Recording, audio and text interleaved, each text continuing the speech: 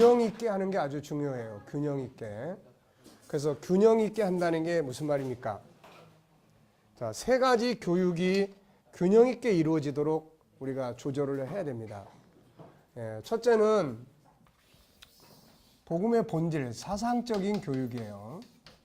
그래서 교회 안에서 반드시 이제 이런 세미나나 이런 특강이나 이런 걸 통해서 기독교의 본질을 이해할 수 있도록 만들어주는 작업이 꼭 필요합니다. 이거.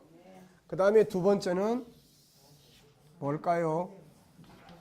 제자훈련이에요. 이 제자훈련을 해야 됩니다. 신앙의 뼈대는 이거 가지고 세우는 게 아니에요. 신앙의 뼈대는 큰 틀에서는 이게 세우는 거고 작은 틀에서는 이게 세워주는 거예요. 무슨 말인지 아시겠죠?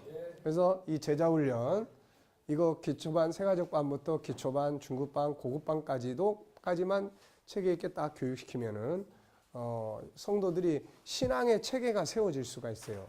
그게 없이 이것만 하다 보면은 이쪽으로 치우쳐 버립니다, 이게. 그러니까 이거를 명확하게 잘 구분하시고, 그 다음에가 이제 G7 이거예요. 그래서 이 세 가지 관계, 그리고 이 안에 뭐가 있어야 될까요? 영성이 있어야 됩니다. 그래서 이게 KDM에서 이제 완성품이에요. KDM 완성품. 그래서 하나는 뭐예요? 사상적 교육이 이루어져야 돼요. 그래서 교인들에게 수시로 천국 세미나도 하고 수시로 특강도 갖고 이렇게 해서 성경 전체에 대한 이 틀이 이루어져야 됩니다. 그 다음에는 제자훈련을 통해서 신앙의 뼈대가 체계 있게 세워져야 돼요. 이거는 하나님의 형상을 중심으로 해서 천국도 공부할 거고 십자가도 공부할 거고 다 해요. 그런데 이거는 책에 있는 뼈대가 아니라 하나님의 형상 5가지를 개발하는 틀에서 만들어져 있어요. 그러니까 지금 우리가 하고 있는 자기 장점 찾기 뭐 이런 건 신앙의 뼈대는 아니잖아요, 이게. 근데 이것만 하면 또 이런 게 약해요, 이게.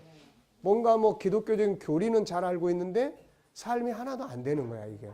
그러니까는 이 세 가지가 균형 있게 가야 되고, 그 다음에 뭐가 필요해요? 영성, 기도 훈련입니다. 여기서 말하는 영성은 기도 훈련이에요, 이게. 그래서 은혜 체험. 이게 심리학적 측면에서도 부르짖는 기도나 통성 기도나 이런 게 굉장히 중요하게 작동을 합니다, 이게. 그래서 요 세 가지를 여러분들이 꼭 균형 있게 하셔야 돼요. 첫째 뭐예요? 그 다음. 네. 그러니까 G7을 먼저 참여한 사람은 이걸 통해서 일이 자꾸 들어가게 만들어줘야 돼요, 이게. 처음부터 꼭 이런 순서대로 해야 된다 그러면 안 돼요. 어떤 사람은 이걸 통해서 일이 들어갈 수도 있고 이걸 통해서 일이 올 수도 있는 거예요. 그러니까 이런 장점을 우리 KDM이 가지고 있습니다. 보통 이제 우리가 일반적으로 세상에서 이런 교육 프로그램이나 이런 걸 보면은 그냥 이 부분만 집중한다. 이것도 어느 한 영역만, 뭐 성품, 교실 해가지고 한 영역만. 근데 이건 다 불완전해요, 이게. 기본 뼈대가 튼튼하지 않기 때문에, 기본 배경이 약하기 때문에 어느 단계 하다 보면 실증도 나고 더 발전도 안 되고 계속 그 틀에서 끝나버려요, 이게. 그러니까 이런 기본 뼈대가 굉장히 중요한 거예요, 이거. 그래서 리더자는 내가 지금 가르치는 사람이 이걸 모르고 있다 그러면 이 교육 과정을 반드시 가질 수 있도록 만들어야 되고, 또 제자훈련 이걸 안 했다 그러면은 할 수 있도록 방법을 찾아줄 수 있도록 그렇게 해야 됩니다. 자, 이해되셨죠? 네. 자, 그러면 이제 시작을 하겠습니다. 자, 1장의 내용이 뭐였어요? 복습이에요. 복습의 내용이 뭐죠? 네. 자, 그 다음에 제2장은 배경이에요. 모양의 다양성이라는 것이 어디서 근거한 것인가. 그 다음에 세 번째는 그래서 서로 다르기 때문에 자기에게 다름, 나를 존중히 여겨야 됩니다. 저 사람 거를 중요하게 여기는데 나를 중요하게 여기는 사람이 저 사람도 중요하게 여길 수 있어요. 자, 우리나라에서 제일 스트레스 많이 받는 업종이 혹시 무슨 업종인지 아세요? 서비스 업종이에요. 이유가 뭘까요? 다른 사람은 존중히 여겨야 되는데 자기를 존중히 여기지 못하는 거예요. 그러니까 이게 인위적인 인간적인 방법이 그래서 문제가 있는 거예요. 먼저 내 아내가 존중이 여겨짐이 이루어지고 그게 흘러나와서 상대방을 존중이 여기는 이렇게 가져야 되는데 내 안에 존중이 여기는 건 없어. 근데 상대방을 계속 존중이 여기라고 하는 명령이 시달이 돼. 억지로 해. 여기서 억압이 생기는 거예요, 이게. 그래서 스트레스를 무지하게 많이 받습니다, 이게. 그러니까 내면의 세계, 자기를 존중히 여기는 사람이 다른 사람도 존중히 여길 줄 안다 하는 겁니다, 이게. 그래서 서로 다르기 때문에 나는 나고 너는 넌데 이게 둘 다 존중히 여겨야 될 관계예요, 이게. 자, 그 다음에 네 번째는 그래서 서로 다름을 인정하기 때문에 이거를 어떻게 해야 돼요? 이제 비교하지 말라는 거예요. 근데 이런 걸 배웠어도 이걸 실천하기 위해서 뭐가 필요하죠? 암송을 해야 된다는 거죠. 그래서 만약에 여러분들이 비교하지 말아야 되겠다 그러면 당분간은 계속 비교하지 않기를 외쳐야 돼요. 계속. 뭐 내가 그래도 비교가 자꾸 생긴다 그러면 어쨌든 아침에 10번, 또 낮에 10번, 밤에 10번씩 해서 나는 나다, 서로 다르다, 비교할 필요 없다, 나는 내 삶을 산다. 이걸 계속 외쳐야 됩니다, 이거. 그러니까 그런 거 없이 뭐 비교하지 않기. 이거 절대로 안 돼요. 그거는 이미 내가 비교하는 게 우리 인간에게 익숙해져 있어요. 비교하는 것이. 익숙해져 가지고 나도 모르게 비교가 돼버리는 거예요. 그러니까 이거를 이쪽 걸 어떻게 해야 돼? 이제 키워야 되는 거야. 이쪽을 빼기 위해서는 이걸 크게 키워야만 이쪽에 줄어든다는 거예요, 이거. 그러니까 그런 개념을 여러분들이 잘 이해하시면 돼요. 그 다음에 다섯 번째. 자, 그렇다면 이제 서로 다르기 때문에 나만의 장점이 있다. 그리고 이 장점은 타고날 때부터 그 부분에 장점이 있는 게 아니다. 이걸 명확하게 아셔야 돼요. 이거를. 우리는 기본적으로 세상을 다스릴 수 있는 능력의 기본 프로그램을 이 안에 다 깔려 있어요. 근데 그 중에서 살아온 환경이나 또 주어진 삶이나 가족 중이나 영향을 많이 받은 어떤 영역에 대해서 익숙해지는 거야. 이 부분이 빨리 나타나는 거예요. 그래서 이거를 1차적 장점이라고 우리가 표현을 할 수 있어요. 그래서 이런 게 없는 사람은 어떻게 해야 됩니까? 이제 찾아내면 되는 거예요. 그때 이제 찾아낼 수 있는 게 뭐예요? 자, 하고 싶은 것이나 해야 될 일이나 이걸 이제 자기 장점으로 키우면 되는 거예요, 이거. 하고 싶은 일이나 해야 될 일이나. 그래서 여기 장점 찾기 몇 가지예요, 전부? 자, 전 시간에 공부를 했음에도 불구하고 우리는 이렇게 여기 도표 만들어 놓은 거 있죠. 네, 몇 개예요? 네. 자, 9가지입니다. 뭐 거기 또 10가지 붙이고 싶은 사람은 붙이세요. 예. 근데 여러 가지를 생각하는 가운데 하나, 둘, 셋, 넷, 다섯, 여섯, 일곱, 여덟, 아홉, 10가지예요. 예. 왜냐하면은 9가지를 하려고 하다 보니까 이게 잘 안 맞아. 그래서 한 가지 더 열심히 찾아가지고 10가지를 만든 겁니다. 예. 이거는 만드는 사람의 마음이니까. 자, 그래서 이해하기 쉽게 9개 그러면 잘 이해가 안 돼. 10개 그러면 잘 이해가 돼. 자, 첫째 뭐죠? 찾기. 그 다음에 선포하기. 둘째, 정보를 찾아야 돼요. 넷째, 자, 잘 관리해야 돼. 다 순서대로 이게 이해가 되죠. 그 다음에 뭐하기? 네, 활용하는 현장. 어수룩해도 어설프도 현장이 있어야 돼. 네, 어설퍼도 현장. 그 다음에 실패 과정. 이게 과정이에요. 저 건너편에 건너가야 되는데 내과가 넓어. 그러면 뭘 놔야 돼요, 중간에? 중간에 이 돌들을, 디딤돌들을 자꾸 놓는 거예요. 그러니까 실패라는 건 저기까지 가기 위한 디딤돌들입니다, 이게. 그 다음에 계속 포기하지 말고 안 되면 분석을 해야 돼요. 왜 안 됐나? 왜 문제가 생겼나? 왜 뭐가 어디에 있나? 너무 과도하게 한다. 그럼 좀 쉬는 게 좋아. 너무 과도해. 너무 과도하니까 지쳐버렸구나. 그래, 좀 쉬자. 애들도 공부가 막 진력이 날 정도로 막 그러면은 계속 끌고 가면 이제 안 돼. 자, 그럼 이제 우리 쉬자. 놀자. 뭐 하고 놀지? 이제 뭐 여행 가자. 좋다, 가자. 네. 우리가 분명하게 믿어야 될 게 뭐예요? 사람 속에는 할 능력이 있다. 하고 싶은 마음이 들면 한다. 네, 이걸 우리가 믿어야 되는 거예요. 이걸 신뢰해야 되는 거예요. 자, 그 다음 뭐죠? 반복, 훈련, 습관. 맨 마지막은 뭐죠? 시간이 차야 된다. 그래서 천하의 범사가 때가 있습니다. 무르익지 않은 감을 따봐야 못 먹어요. 감이 익을 때까지 기다려야지. 그래서 여러분들이 이제 장점을 찾아줘야 되겠다 하는 문제가 생기면 그거를 꼭 기억을 하세요. 실컷 장점 찾기의 과정을 쫙 해놨는데도 불구하고 어떻게 장점을 찾아줘야 될까 그러고 고민하면은 이 사람은 학생 공부 성적이 아주 안 좋은 거예요. 그래서 누군가의 장점을 찾아주고 싶으면 그거를 꼭 기억해서 응용을 해보세요. 네, 그럼 좋은 결과를 가져올 수 있습니다. 10가지.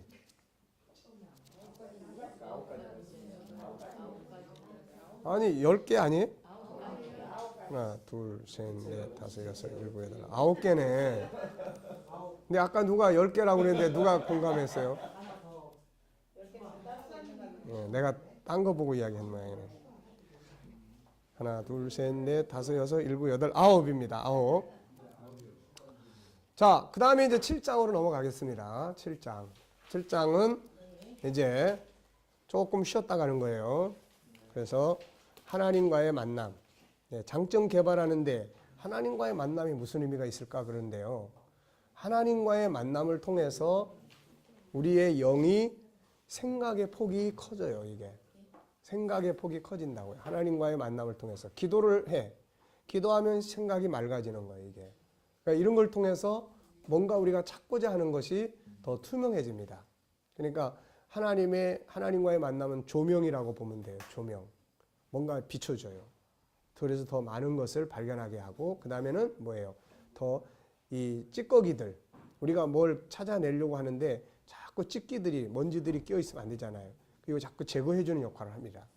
그리고 이제 어떤 동력을 붙여줘요. 이게 그러니까 할 수 있는 어떤 불을 붙여주는 거예요. 그러니까 하나님과의 만남이라고 하는 것이 시간 낭비가 아니라 내가 찾고자 하는 내 안에 5가지를 찾고자 하는데 아주 중요한 역할을 한다는 겁니다. 이게 자 보겠습니다. 하나님과 만남이 이루어져야 할 이유. 우리 안에 있는 재능과 능력을 개발하는 데 있어서 하나님의 도우심은 절대적이다. 현대의 많은 사람들은 과거 어느 때보다도 인간에 대한 자기개발 운동에 참여하고 있죠. 자기개발은 확실하게 사람을 뭐 해줍니까? 그래서 요즘 애들이 엄청 똑똑하죠. 정말 요즘 애들은요 똑똑합니다. 초등학교 5학년짜리를 멘토를 해보면서 내가 정말 많이 놀랐어요. 요즘 애들은 이 정도의 생각이 발전하고 있구나. 네. 그런 애들을 2000년도에 1999년도에 소프트웨어를 간직한 사람하고 대화가 안 되는 거죠. 이게. 네. 그러니까 우리 부모들이 이렇게 자기 안에 있는 소프트웨어를 바꿔야 됩니다. 바꿔야 되는데 인간이 소프트웨어를 아무리 잘 개발을 해도 앞질러 갈 수 없는 소프트웨어가 이미 우리 안에 장착돼 있어요. 그게 뭐죠? 그게 창세기 1장 27절이에요.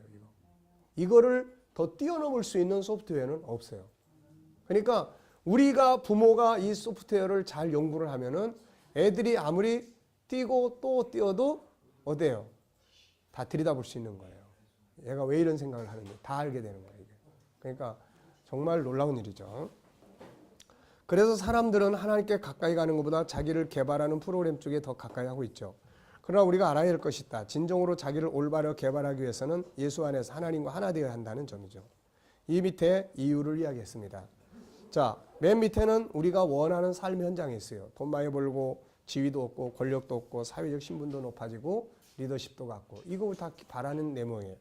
그런데 이것을 옛날에는 노동력이나 어떤 노동 집약적인 데서 이루어졌지만 근래의 시대는 뭐예요?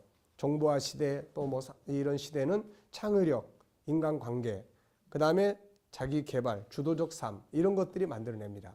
근데 이것들을 만들어내는데 이거를 움직일 수 있는 이 핸들링 할 수 있는 어떤 기관이 있어요. 그게 뭐냐면 사람의 마음이에요. 인성입니다. 그러니까 인성이 잘못된 사람들은 어떻게 되죠? 창의력 해가지고 똑똑하고 천재성을 발휘하는데 사기꾼 되는 거야 이거. 네. 그러니까 똑똑한 사람일수록 사기치는 규모가 높아져요 이게. 무식하고 머리가 나쁜 사람은 도둑질을 해도 몇천 원짜리 몇만 원짜리를 하는데 이 머리가 똑똑한 사람은 수십억, 몇백억을 한다고요, 이게. 그러니까 인성의 문제예요. 근데 인성의 문제는 원래 인성이라는 뜻이 뭐냐? 타고난 성품이에요. 타고난 성품이 뭐예요? 천성입니다. 하늘로부터 타고난 성품이에요. 결국 의미들을 보면 하나님 우리한테 주신 성품이에요. 근데 이게 작동을 하려면 이 인성의 주인이 움직여야 돼요, 이게. 이 주인이. 만들어준 주인이 움직일 때에 인성 교육이 효과를 받는 거지. 왜냐하면 이론은 다 배울 수 있어요. 부지런해야 된다, 착해야 된다, 이럴 때 인내해야 된다, 상대방을 이해해야 된다, 뭐 다 할 수 있습니다. 그런데 그것을 실천하고 행동하는 그 본체가 뭐예요? 기계가 아니라고요, 우리는. 기계가 아니고 영이란 말입니다, 영. 그 안에 있는 마음, 이 마음이 움직여야만 듣고 배운 인성이 효과 있게 작동이 돼요. 근데 이 마음이 안 움직이면은 소용이 없어요. 아무리 들어도 기계가 아닌 이상은 자기 생각대로 움직이니까 이거 오히려 배운 인성이 사람을 가면을 쓰게 만들어버려요. 딴 사람 앞에는 착한 척 행동을 하는데 자기 혼자 있을 때 안 한다고요, 이게. 그러니까 이런 문제들을 해결할 수 있는 것이 뭐냐면은 신성이에요, 신성. 쉽게 이야기를 해서 하나님이 보고 계시는데 이게 강한 사람은 여기서 행동을 함부로 못 합니다, 이거. 근데 하나님 안 보고 계셔. 없어. 그러면 의식할 게 아무것도 없어요. 그래서 자기 마음을 숨기게 되고 인성은 형식주의가 되는 겁니다, 이게. 그러니까 이런 부분 때문에 반드시 하나님의 존재에 대해서 인식할 수 있도록 만들어주고 하나님과 소통하는 훈련 이런 것들이 이루어져야 되는 거죠. 자, 그래서 하나님과의 만남이 그래서 필요한 거예요. 사람은 누구나 가장 아래에 있는 결과들을 원하죠. 그리고 이걸 얻으면 성공했다고 합니다. 그러나 이것들은 그 위에 있는 창의력, 관계성, 자기 능력 개발 등에서 만들어집니다. 현재 많은 자기개발 프로그램들은 여기에 초점이 맞춰져 있어요. 그런데 이것이 온전해지려면 그 위에 있는 인성이 발전해야 합니다. 인간성이 없이는 창의력이 뛰어나면 뛰어날수록 잘못된 길로 가기가 쉬워요. 그리고 진정한 창의력은 인성이 발전했을 때 거기서 나오는 거예요. 거기서. 이것이 없이는 창의력이 뛰어날수록 잘못된 길로 가기가 쉽고 그래서 현대사회는 어느 때보다도 뭘 강조하죠? 인성교육을 강조를 합니다. 그런데 그보다 더 중요한 것은 그 위에 있는 맨 위에 있는 신성교육이에요. 우리도 마찬가지입니다. 실컷 배웠지만 하나님을 얼마만큼 의식을 하고 있냐 없냐에 따라서 배운 것들이 효과를 발휘할 수도 있고 무의미해지기도 하고 사람 앞에서 하는 채 하기만 하고 이래요. 그러니까 딴 사람한테는 잘 가르치는데 내 심령 상태는 영 외롭고 가난하고 아무것도 없는 거예요. 왜? 하나님과의 소통은 없고 인간적 관계만 갖게 되는 거죠, 이게. 그래서 맨 위에 중요한 거예요. 아무리 인성이 뛰어나도 이것이 그 사람의 영혼을 감동하고 움직일 수 없습니다. 진정으로 사람이 사람 되기 위해서는 신성이 제대로 훈련돼야 돼요. 그 이유는 사람을 만드시니까 하나님이시기 때문입니다. 이 신성은 바로 예수 그리스도 안에서 하나님과 하나 될 때 이루어지는 거죠. 인간은 본래 그 속에 하나님이 계시도록 창조됐습니다. 고린도서 3장 66절에 보면 너희는 너희가 하나님의 성전인 것과 하나님의 성령이 너희 안에 계시는 것을 알지 못하느냐. 그러니까 우리 안에 하나님의 성령이 계시도록 우리가 만들어져 있습니다.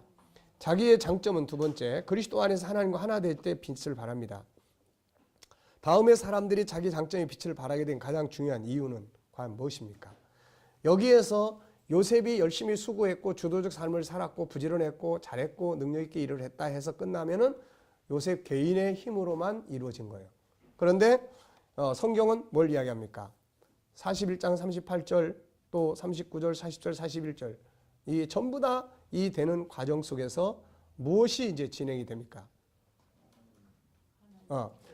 이 바로가 요셉을 총리로 선택한 가장 중요한 이유 어디 있었습니까? 자, 41장 38절에 보면은 하나님의 영에 감동된 사람을 우리가 어찌 찾을 수 있겠느냐. 이게 키포인트예요. 이게 하나님의 영에 감동된 사람. 똑같이 인성교육을 받았어요. 근데 하나님의 영이 감동하는 사람하고 자기 생각으로만 하는 사람하고는 다르다는 거예요. 이게. 자, 요셉은 꿈 해석의 대가입니다. 당시에 꿈을 해석하는데 그를 따를 자가 없었죠. 꿈을 해석하는 것은 그의 가장 큰 장점이었고 그로 하여금 성공하게 한 비결이 됩니다. 그런데 그의 꿈 해석이라는 장점은 하나님과 하나 되었을 때 제대로 빛을 발할 수 있었죠. 그는 꿈 해석을 왕으로부터 요청받았을 때 뭐라고 이야기합니까? 이렇게 이야기하죠. 바로가 요셉에게 이르되 내가 한 꿈을 꾸었으니 그걸 해석하는 자가 없더니 들은즉 너는 꿈을 들으면 능히 푼다 하더라. 요셉이 뭐라고 이야기를 하죠? 내가 아니라 하나님께 그렇죠. 하나님께서 바로에게 편안한 대답을 하시리이다. 그는 하나님과 이 일을 하나님이 일을 하시는 것이라고 말하죠. 그의 장점은 하나님과 하나됨으로써 진정한 빛을 발할 수가 있었던 거예요. 그리고 더 중요한 것은 하나님과 소통이 되는 사람은 이게 참 그러니까 모든 원리가요. 기가 막히게 과학적이에요. 자, 여러분 보세요. 하나님과 하나 됐다고 해서 무조건 되는 게 아니에요. 하나님과 하나 되는 과정을 통해서 이 사람은 뭘 하게 되죠? 쓸데없는 불순물을 다 빼낼 수 있습니다. 늘 하나님과 소통해요. 술 같은 거 안 하죠. 자기 영을 맑게 해요. 여기서 하나님이 뭔가 일할 수 있는 총명이라는 것이 만들어지는 거예요, 이게. 근데 교회 다닌다 그러면서 나는 하나님 믿는다 그러면서도 자기 영이 엉망진창으로 만들어 놓고 하나님이 어떻게 해주길 바라는 거, 이거는 안 되는 거예요, 이게. 굉장히 과학적입니다, 이게. 그는 하나님과 하나님께서 일을 하는 것이라고 했죠. 다니엘도 마찬가지입니다. 다니엘 역시 당시 바벨론의 모든 박수, 술객, 지식인들보다 몇 배가 뛰어났어요? 10배가 뛰어났죠. 그렇다면 그의 지혜가 자신의 독자적인 개발에 의해서 온 것일까? 그렇지 않죠. 느부갓네살은 그의 지혜의 근원을 이렇게 이야기를 합니다. 뭐라고 이야기하죠? 9절을 보면은 박수장 벨드사살아, 네 안에는 뭐가 있어요? 그렇죠. 내 안에 신들의 영이 있다. 이게 다른 사람들하고 차이점이에요. 똑같이 제자훈련했어요. 리더십 교육 받았어요. 다른 뛰어난 사람들하고 같이 앉아서 공부했습니다. 그런데 다니엘이 지혜가 같이 공부한 사람들보다 한 단계 더 위에야. 10배나 뛰어났어요. 그거는 이 사람으로부터 된 게 아니야, 이거는. 하나님으로부터 이게. 네. 자, 솔로몬의 위대한 지혜는 하나님으로부터 왔죠. 인류 역사상 누구에게도 뒤지지 않는 지혜의 왕이 있다면 솔로몬을 말할 수 있다. 그의 지혜는 하늘 땅 만물을 모두 논할 수 있을 정도였다. 그래서 열왕기상 4장 30절에 보면은 그는 뭐 했습니까? 동쪽 모든 사람의 지혜와 애굽의 모든 지혜보다 뛰어났다. 네. 그리고 모든 사람보다 지혜로워서 예스라 사람 예단과 마올의 아들 헤만과 갈골과 다르다보다도 낫다. 그가 잠언을 몇 개를 말했습니까? 3,000가지를 말했고 그의 노래는 1,005편이며 그가 또 초목에 대하여 말하되 레바논의 백향모로부터 다메날 우슬초까지 말하고 그가 또 짐승과 새와 기어다니는 것과 물고기에 대해 말한지라. 자, 영역이 굉장히 넓어요. 잠언, 이건 어느 쪽이죠? 예를 들어서 문학 쪽이면 문학. 그 다음에 노래, 이건 뭐죠? 이건 음악이에요. 음악적 영역. 초목, 뭐죠? 이건 식물학이야. 식물학. 그 다음에 짐승, 이건 뭐죠? 동물학. 새 기어다니는 거, 이건 뭐죠? 조류학. 물고기는 뭐죠? 어류학. 네. 그러니까 예, 학위로 따지면 몇 개예요, 이거 지금? 하나, 둘, 셋, 넷, 다섯, 6개 지금 학위가. 네. 그러니까 사람들이 들으러 온 겁니다. 네. 들으러 온 거예요. 그의 지혜의 소문을 들은 천하 모든 왕들이 솔로몬의 지혜를 들으러 옵니다, 이게. 그러니까 뭐가 있습니까? 우리한테도 뭐가 있어야 돼요? 들으러 오고 싶은 사람이 있어야 되는 거예요. 그렇죠. 그러니까 여러분들도 들어야 될 게 있으니까 왔지 강제로 왔습니까? 어때? 강제로 오신 분? 안 가면 혼날 것 같으니까 오신 분? 네. 안 오면 혼날까 봐 왔어요? 네. 그것도 잘한 거야.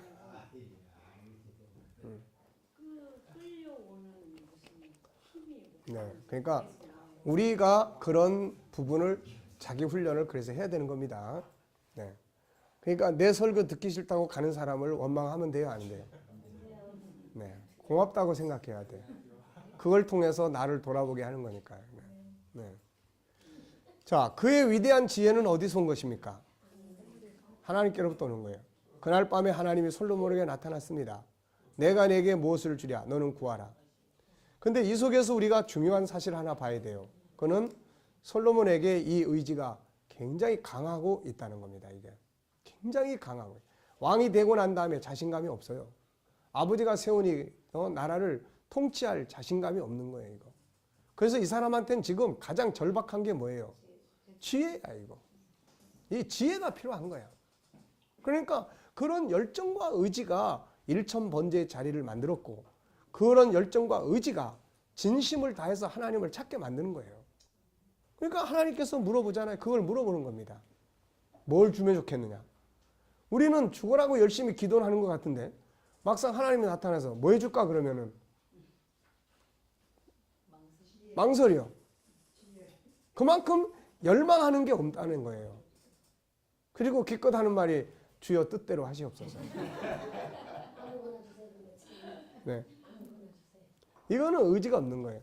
기도를 할 때 이방인처럼 무조건 중언부언 많이 하는 게 좋은 게 아니에요. 예수님께서도 기도하는 방법을 가르쳤잖아요. 이방인들처럼 중언부언 하지 마라. 그들은 많은 말을 해야 들으실 줄 안다. 너희는 그들을 본받지 말라. 그러니까 우리가 하나님 앞에 기도하는 것도 강한 의지예요. 의지. 그리고 그 의지를 아뢰는 거예요. 하나님 이걸 할 수 있도록 하나님 이걸 도와주셔야 됩니다. 하나님 역사해 주세요. 그런데 그게 있어야 행동이 되는 건데 기도가 그냥 주의 뜻대로 하시옵소서야.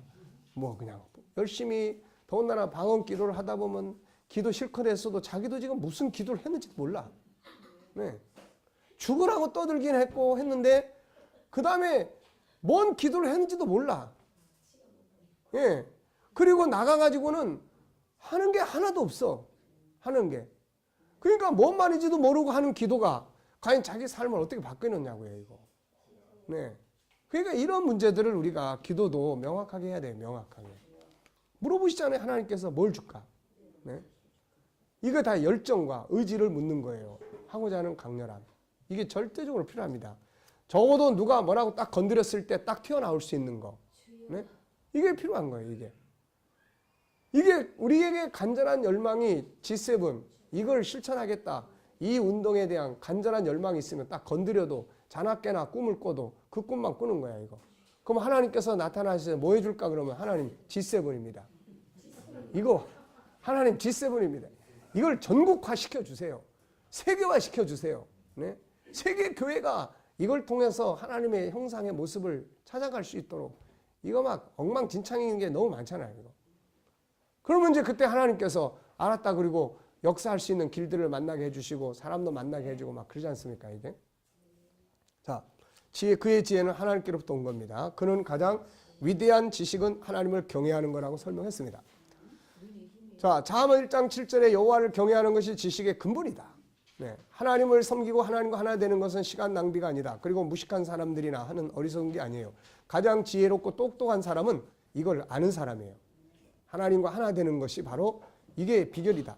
하나님과 하나 되질 때 우리 안에 있는 자기의 소중한 재산들, 자기의 장점이 세상을 다스릴 능력이 됩니다. 에디슨의 신앙 고백이 나와 있습니다. 1847년에 태어나 1931년에 죽은 미국의 대발명가 토마스 에디슨이 있습니다. 에디슨은 근대과학의 진보에 가장 많은 공헌을 한 사람입니다. 그가 발명한 것들을 일일이 열거하자면 수십 개가 아니라 수십 종에 달할 것이다.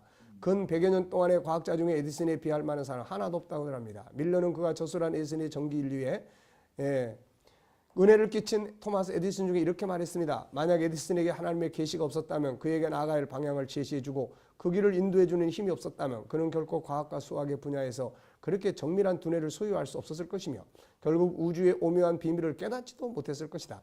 전체 행성은 일정한 궤도 위에서 천만 년을 하루같이 쉼없이 움직이고 있다. 여러 가지 조화로운 기이함, 생활 가운데 있는 많은 특이한 것들, 동물, 식물, 광물에서 나타나는 하나님의 기묘함은 도저히 헤아릴 수 없는 것이다. 그러나 이러한 것들을 보고 에디슨은 우주에는 분명히 전지전능하시고 지존하신 하나님이 계시다는 것을 믿게 되었다. 한 번은 에디슨이 그의 친구 라드록과 다음과 같은 이야기를 하였다고 전해집니다. 에디슨이 나는 각각의 원자가 어떤 지혜에 의해 다스림을 받고 있기 때문에 그 수많은 변화와 조화를 이루고 있다고 생각하네. 그러자 친구 리드롭이 그렇다면 그 지혜는 어디로부터 오는 것인가 라고 묻자 에디슨은 그러한 지혜는 우리보다 훨씬 위대한 능력으로부터 오는 것이지. 그럼 자네는 전능하신 창조자 하나님을 믿는다는 말인가 라고 다시 친구 리드롭이 묻자 에디슨은 물론이지. 하나님의 존재는 화학을 이용해서도 증명할 수 있을 걸세 라고 대답했다고 합니다. 오렌지에 있는 그의 실험실에는 그가 쓴 한 편의 좌우명이 걸려있는데 그 내용 가운데 다음과 같은 구절이 있다고 합니다. 나는 전능하시고 만유에 충만하시며 높고 지존하신 그분 하나님의 존재를 굳게 믿는다.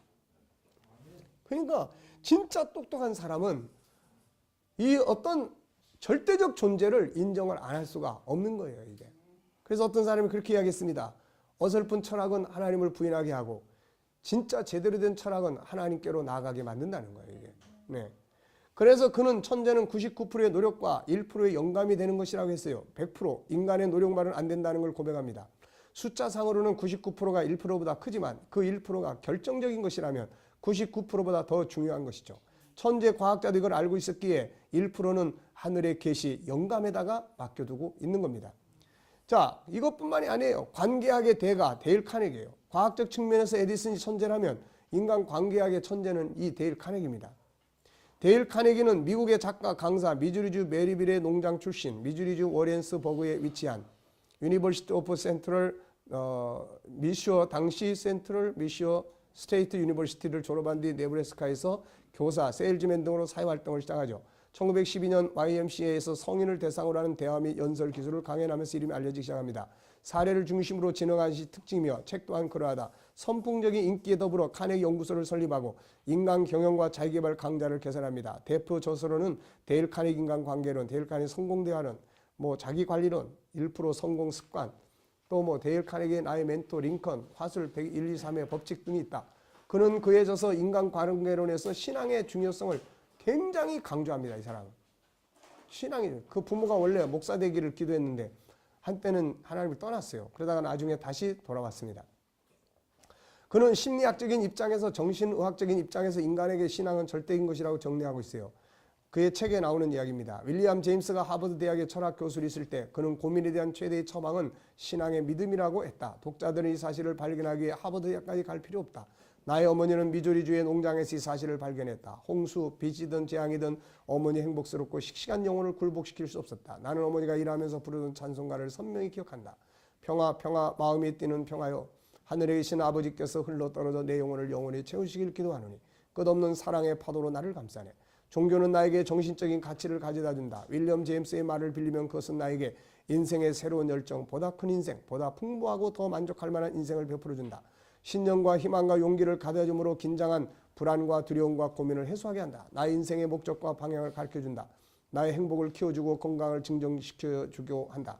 그것은 나에게 인생의 소용돌이치는 사막 속의 평화로운 오아시스를 창조해준다. 이 사람은요 진짜 대단한 사람이에요. 오늘날 자기개발론이나 무슨 인간관계론이나 이 전부 다 기본 뿌리는 이 사람에게서 나온 거예요. 다. 예. 그래서 충남대학교인가 어딘가에는 학교 안에 아예 데일 카네기 과가 있습니다. 이게 그러니까 그만큼 우리가 인간관계론이나 대화론을 연구할 때 이 사람의 책을 기본적으로 좀 많이 보셔야 돼요. 이거. 진정한 자기를 찾는 것은 하나님과 만남 속에서 이루어집니다. 자기 안에 있는 장점들이 빛을 발하는 것은 영원한 빛이 되신 하나님이 그 안에서 비춰주셔야 한다. 아무리 바빠도 하나님과 하나 되는 시간, 예수 그리스도와 하나 되는 시간, 이 소통의 시간을 잃어버리면 안 돼요. 그렇다고 특별히 교회 가서 4시간, 5시간씩 기도하라고 하는 게 아니에요. 1분 묵상. 1분 통해서도 하나님과 소통이 가능하단 말이죠. 이게. 정말 자녀들이 똑똑한 인생을 살게 하고 싶으면 그들 속에 그들의 근본이신 하나님을 모시도록 가르쳐라. 자, 기록하고 말하기. 자기의 장점의 빛을 발하기 위해서 뭐가 필요하죠? 하나님과의 만남입니다. 근데 이걸 아셔야 돼요. 하나님이 만난다고 해서 그냥 저절로 막 똑똑해지고 아닙니다. 예. 그 기능은 이미 하나님 우리 안에 담아놨어요.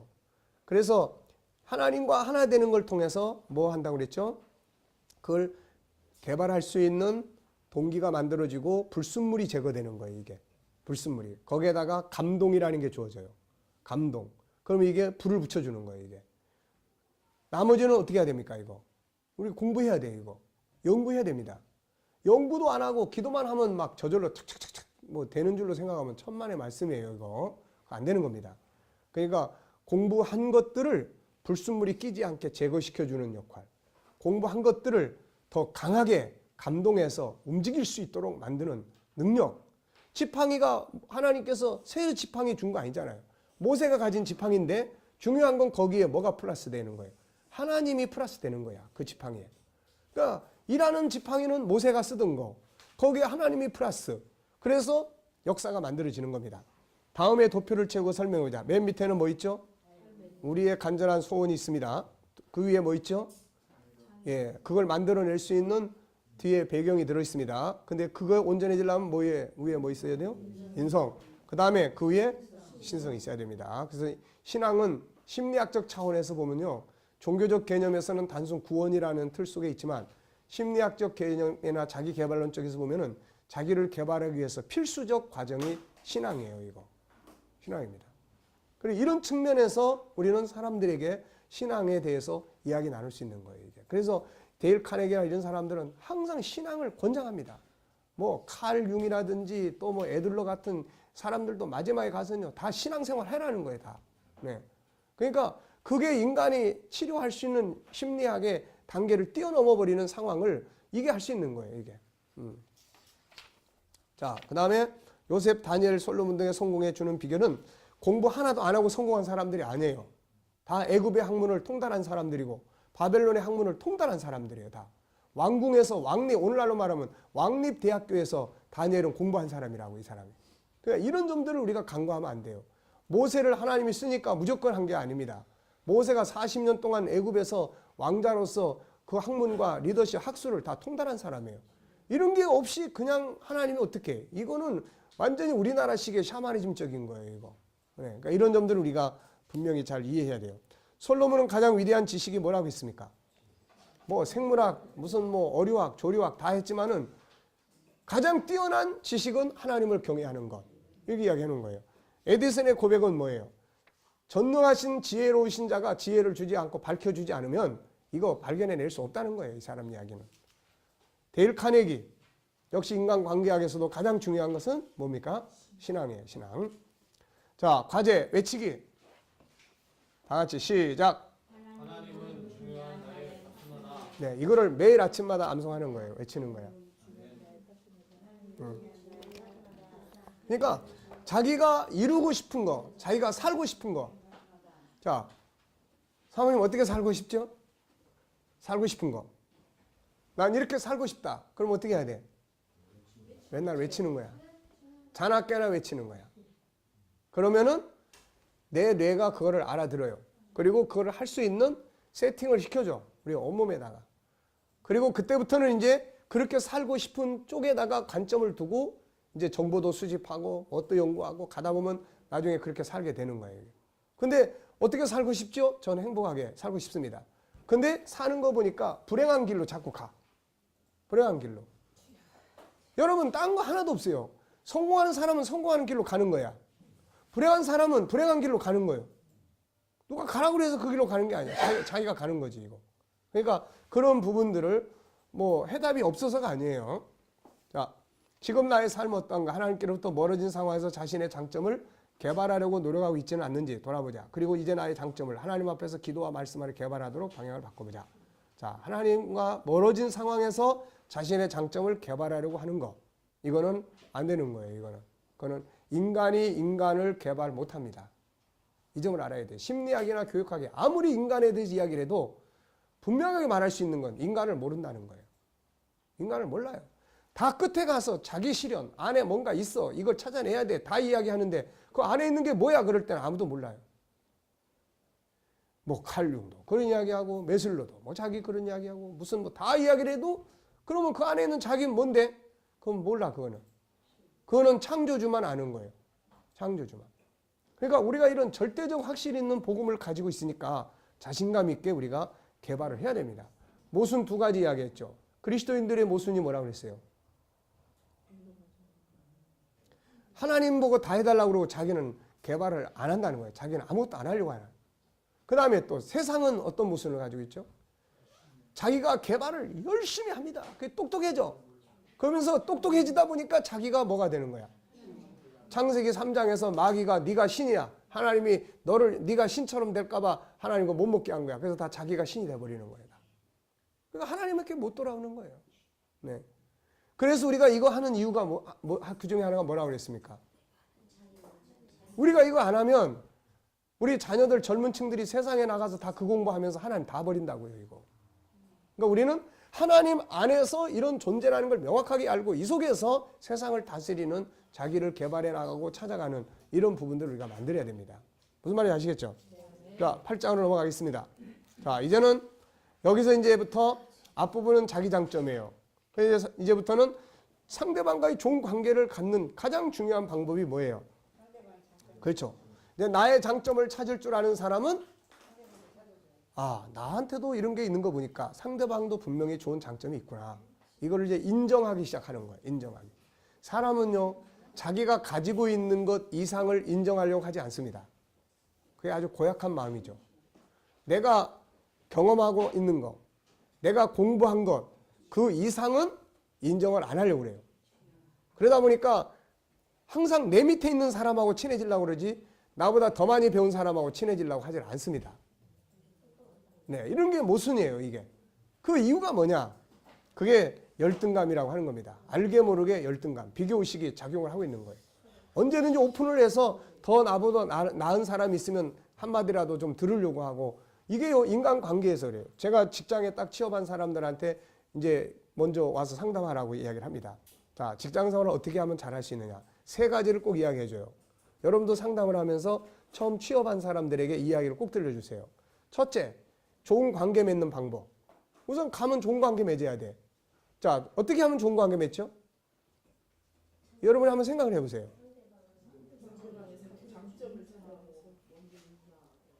자, 우선 배우려고 하라고요. 배우려고. 잘 알고 있어도 모른 척하고, 잘 알고 있어도 전 잘 모르는데 이것 좀 가르쳐 주겠습니까? 내숭 떨어야 돼요. 네, 필요해야 됩니다. 자, 페르소나라고 하는 것이 가면인데 말이죠. 때로는 가면이 좋게 영향력을 끼칠 때도 있습니다. 좋게. 내가 지금 막 화를 내고 있어, 본성은. 근데 화내는 모습으로 상대방에게 딱 쓰면 벌써 목사가 얼굴에 화 딱 내고 그러면 안 돼버려. 그러면 목사는 그때 뭘 써야 돼? 페르소나 가면을 딱 쓰는 거예요. 안에는 막 화가 나 있는데 겉으로는 어떻습니까? 다 웃는 거예요. 네. 그래야만 복음을 나눌 수 있으니까. 네. 그러니까 그래서 그 칼융이 페르소나라는 것을 나쁘게만 말한 게 아니에요. 네. 때로는 이게 필요할 때 유익할 때도 있다라고 이야기를 합니다. 자, 그러니까 배우려고 해야 돼. 선배님 혹은 후배한테도 내가 처음 왔는데 잘 모르겠는데 조금 도와줄 수 있어. 인간은 기본적으로요, 자기한테 뭘 배우려고 하는 사람을 좋아하게 돼 있습니다. 왜냐하면 그것이 자기를 존중히 여겨주는 표시예요, 이게. 누가 나한테 와서 뭐 좀 배우려고 하면요, 자, 휴식 시간이고 뭐고 막 열심히 다 가르쳐 줍니다. 그리고 그 사람 막 좋아해요. 내 말을 들어주는 사람이니까. 네. 근데 안 괜찮아요. 아니, 괜찮은 건가 안 괜찮은 건가? 안 괜찮은 거예요, 그게. 박 목사님도 봐봐. 누가 와서 박 목사님 보고 저녁에 막 피곤한데, 목사님, 천국의 이정표에 대해서 좀 듣고 싶은데요. 좀 이거 좀 알려줄 수 있어요? 그러면 어떻게 하시겠어요? 그렇지. 밤새워서 하다가 코피 나더라도 한다니까. 네, 나중에 쓰러지도 하는 거야, 이게. 그게 왜 그러냐면은 제일 기분 좋은 게 그거야. 그러니까 자기를 존중히 여겨주는 거야, 그게. 자기를. 그러니까 첫째가 그거예요. 가서 배우려고 해라. 물어보고 배우려고 해라. 귀찮아하면서도 눈여겨보게 된다. 이게 첫 번째입니다. 두 번째, 괜히 가가지고요, 아는 척하고 똑똑한 척 해보세요. 그거는 완전히 이제 그건 왕따 당하는 비결이야. 두 번째는 뭐예요, 이제? 두 번째는 그 업무를 정확하게 이해하고 변화를 주라는 거예요. 업무를 익숙하게 이해하고 업무에 변화를 줘라. 항상 내가 하는 업무를 어떻게 변화를 시킬 것인지에 대해서 항상 생각을 해라. 업무의 변화예요. 업무의 변화를 주는 훈련을, 습관을 들이지 않으면 그 업무는 얼마 못 가가지고 기계처럼 돼버려요, 이거. 그 업무가 기계처럼 되는 순간 익숙함이 있어서 잘하기도 하지만 재미가 없어져요, 이거. 그래서 오래 못 있어. 권태감이 생겨가지고. 자, 그 다음에 세 번째는 뭐예요, 이제? 자, 이걸 기반으로 해서 네가 가고자 하는 목표를 세워라. 이걸 시발점으로 해가지고 네가 어떤 비전의 목표를 만들어라. 그래야 그걸 향해서 갈 수 있기 때문에 지금 있는 이거는 내가 사용하는 발판이고 내일을 위한 무슨 말인지 아시겠죠? 그런 비전이 없으면 남의 일을 내가 하고 있는 거야, 지금. 남의 일을. 근데 내 비전과 목표를 딱 세우는 순간 그 일은 내 장래를 위한 준비 과정이야 이게. 네. 그러니까 이 세 가지는 우리가 처음 직장 생활하거나 뭘 하거나 할 때 가장 기본적인 겁니다 이게. 배우려고 하는 거예요. 우리 목회부원들이 배우려고 하는 열심을 보이면요, 나한테는 그게 얼마나 고마운 일인지 몰라요. 근데 자꾸 요령이나 부리고 그냥 배우기 싫어하고 막 이러면은 언제 잘라내지? 그것만 생각하는 거예요. 그러니까 배우려고 하는 게 이게 아주 중요한 거예요. 그 다음에 뭐예요? 변화를 주라는 거예요. 변화. 계속 고민하고 어떤 변화를 주면 더 효율성이 있는가. 이런 사람은 위에 사람들한테 아주 사랑을 받습니다. 네. 오너한테 아주 사랑을 받아요. 그 다음에 세 번째는 뭐라고요? 네. 자, 그걸 발판으로 해서 다 어디로 가고 싶으냐는 거예요. 그 위에 가야 될 목표를 세우라는 거죠, 이게. 자, 8장입니다. 그래서 이제는 자기 장점을 잘 찾을 뿐만 아니라 상대방의 장점 찾기에 달인이 돼야 돼요. 달인이 돼야 됩니다. 상대방의 장점 찾기 달인이 되면 어떤 사람하고도 좋아질 수 있어요. 왜냐하면 자기 장점을 찾아주는 사람을 싫어할 사람은 세상에 한 사람도 없어요. 네. 여러분들이 저의 단점만 찾아내면 관계를 끊고자 하는 표시고, 여러분들이 나의 장점을 찾아주면 관계를 좋게 하겠다는 표시야 이거. 네. 그러니까 이런 점을 우리가 명심해야 됩니다 이거. 자, 강의 듣기 보겠습니다. 앞에서는 자신 속에 있는 장점을 찾아 생활에 활용해보는 시간을 가졌습니다. 자신 안에 있는 자기 장점을 찾고 발전시키는 사람은 자존감이 높아집니다. 내가 잘할 수 있는 게 많은 사람은 아주 자존감이 높아지는 거예요. 자기 장점을 찾고 발전하는 사람은 자존감이 높아져요. 그래서 누가 무슨 말을 해도 상처를 별로 받지 않습니다. 자존감이 높은 사람은 누가 뭐라 그래도 별로 마음 상하지 않아요. 안에가 꽉 차 있기 때문에. 근데 안에가 텅텅 빈 사람은 누가 무슨 말만 해도 쉽게 상처를 받아. 그런 식으로 말을 안 했는데도 자기가 그런 식으로 해석을 해버려. 그래서 다른 사람의 말에 상처를 쉽게 받게 되고 자신감을 잃게 되며 자기를 학대하여 열등감이나 우울증, 대인기피 등을 앓게 된다. 자, 예를 들어서 저는 여러분들이 말이죠. 예를 들면은 뭐 목사님이 뭐 김 목사님은 어쩌고 저쩌고 해서 뭐 배우기도 싫고 어쩌고 그러면 나는 어떠죠? 이제 그 말에 내가 난 상처 안 받습니다. 왜냐면 아니 이거 배울 사람이 자기들밖에 없나? 간도 싫으면 간도. 딴 사람한테 가르치면 되는 거야. 네. 그리고 또 딴 사람도 없어. 그럼 어떠죠? 그렇지. 나 혼자 연구하는 거야 이제. 왜냐하면 연구할 게 막 산더미처럼 쌓여 있으니까 계속 제가 아침에 일어나면요 컴퓨터에서 작업합니다. 아침에 일어나면 저녁에 잠잘 때는 그 컴퓨터 속에 있는 작업을 또 계속 연결을 시켜서 어떤 것들이 나와야 될지 이 생각에 사로잡혀 있으니까 배울 사람이 없으면 감사한 거야 이거 나는. 왜냐하면 연구할 시간이 많아지니까. 근데 배울 사람이 있으면은 할 수 없이 또 가서 가르쳐야지 이제. 네. 그러니까 가르치는 건 또 즐거움이야. 그러면서 또 뭐 합니까? 임상 실험을 하는 거니까 이건 현장이니까 가르쳐 보면서 아 이거 좀 바꾸는 게 좋겠다든지 뭐 이런 게 또 있잖아요 이거. 그러니까는 여기가 배울 사람이 없으면은 어때요? 또 딴 사람한테 배우면 가르치면 되는 거야 이거. 그러니까 뭔가를 가지고 있는 사람은 그렇죠. 그러니까 딴 사람들이 뭐라 그래도 거기에 별로 그렇게 신경 안 씁니다. 그러니까 우리가 그런 것들을 가져야 되는 거예요. 이게 세상으로 말하면 담대함이고 자신감이고 이제 그런 거예요. 근데 안에 아무것도 없는 사람은 누가 무슨 말만 해도 꼭 들킨 것 같아가지고 그것 때문에 막 열받고 감추려고 그러고 막 이렇게 되는 거예요. 이게. 그래서 미국 사람들 살아가는 거 보면 우리나라는 오시고 뭐고 자꾸 자기를 감추는 쪽으로 모든 걸 다 해요. 자동차도 감추려고 더 좋은 거 타는 사람들이 있어요. 자기 삶이 그냥 지금 뭐 아무것도 아닌데 그렇게라도 해서 포장하려고 그러는 거야 이거. 예, 비도가지고 옷도 또 막 그냥 딴 사람한테 감추려고 이렇게 탁 양복 걸치고 양복도 보통 양복입니까 이거 비싼 양복이야 이거. 자, 그러니까 근데 서양 사람들 옷 입는 거 보면요 집 사는 거, 자동차 사는 거 그냥 자기들이 필요하면 하는 거고 필요 없으면 안 해. 일하기 편한 옷 입는 거고. 그러니까 이런 것들이 자유한 거예요. 이런 것들이. 그래서 열등감이니 뭐니 이런 거는 우리 동양적인 사람들이 많이 가지고 있어요. 특히 대한민국 사람들이 많이 가지고 있습니다. 네, 가리려고. 그러므로 자기 장점을 찾아서 활용하는 것은 대단히 중요합니다. 이제 본장에서는 다른 사람의 장점을 찾는 부분에 대해 살펴보자. 다른 사람의 단점만 보면 절대로 좋은 관계 가질 수 없다. 이건 선전포고야. 다른 사람의 단점을 자꾸 찾아내는 건 너하고 나 이제 끝날 거야. 이런 이야기예요. 근데 만에 하나라도 너하고 나는 좋은 관계를 갖고 싶어 라고 하면 단점보다는 좋은 점을 찾아내세요. 삶의 행복과 성공은 모두 관계에서 만들어집니다. 그런데 좋은 관계를 갖기 위해서 가장 중요한 것은 상대방의 장점을 찾아요. 다 다르기 때문에 다름이라고 하는 것은 그 사람도 그 사람 속에 우리 성경적으로 말하면 나도 창세기 1장 27절이 있고 저 사람도 창세기 1장 27절이 그 속에 기본적으로 깔려 있어. 이게 KDM G7의 심리를 이해하는 기본 뼈대예요. 기본 뼈대. 창세기 1장 27절은 내 안에만 있는 게 아니라 저 사람 속에도 있다 그 말이에요. 이거를 인정하는 거예요. 이거를. 그리고 보면은 저 사람도 뭔가 좋은 점이 있다. 이런 것들이 이제 이해되는 거죠. 자, 그래서 상대방의 장점을 찾아주는 것은 아름다운 관계를 갖게 한다. 데일 카네기가 한 이야기인데 한번 보세요. 사람을 싫어하는 성격을 고치는 간단한 방법은 한 가지밖에 없다. 상대방의 장점을 발견하는 것이다. 사람을 싫어하는 성격. 내가 저 사람을 싫어해 지금. 왜 싫어하죠?